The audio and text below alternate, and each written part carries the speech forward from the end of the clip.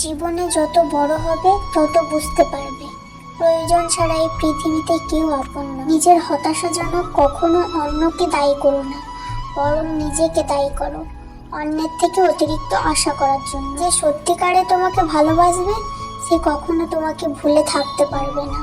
হয়তো অভিমান করে কথা বলবে না, তবুও সে সারাক্ষণ তোমাকে মিস করবে।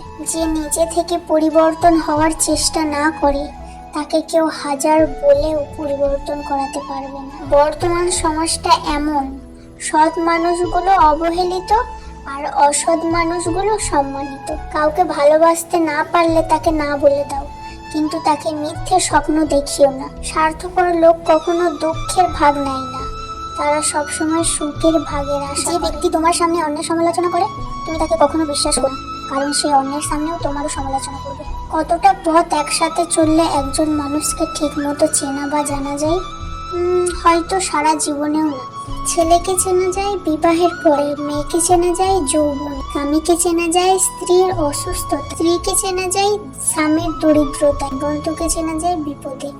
ভালোবাসা কোনো পাপ নয়, পাপ তো সেটাই যে ভালোবাসার নামে নোংরামি করে ছুঁড়ে ফেলে। যোগ্যতা বলতে এখন আমরা যা বুঝি, হয় সৌন্দর্য না হয় টাকা। ভালোবাসার মানুষটাকে দেওয়া সবচেয়ে দামি উপহার হচ্ছে সময়। অন্যের পিছনে কথা বলা মানুষগুলো সবসময় পিছনেই পড়ে থাকে, তারা কখনো সামনে এগোতে পারে না। কাউকে মিথ্যে বলে হাসানোর চেয়ে সত্য বলে কাঁদানো অনেক ভালো, কারণ সে তোমার উপর রাগ করলেও তোমার ওপর থেকে বিশ্বাসটা কখনো হারায়। কারো প্রিয়জন হতে গিয়ে প্রয়োজন হতে যেও না।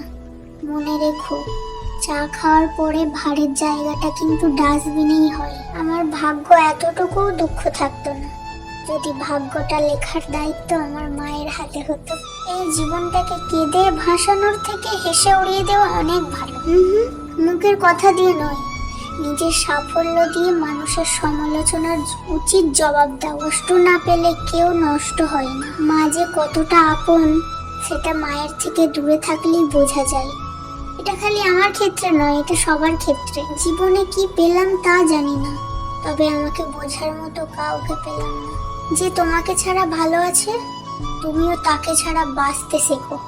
কাউকে কখনো খুব বেশি আপন ভাবা ঠিক না, কারণ আপন মানুষগুলোই একসময় কষ্টের কারণ হয়ে দাঁড়ায়। চোখের জল তখনই আসে যখন মুখের কথা বুকে এসে আঘাত করে। রাস্তায় কোনো ঝাড়ুদার বা ঠেলাওয়ালাকে দেখে নিজের সন্তানকে বলবেন না তুমি পড়াশোনা না করলে ওদের মতোই হবে, বরং বোঝান ভালো করে পড়াশোনা করলে তুমি ওদের জন্য কিছু করতে পারবে।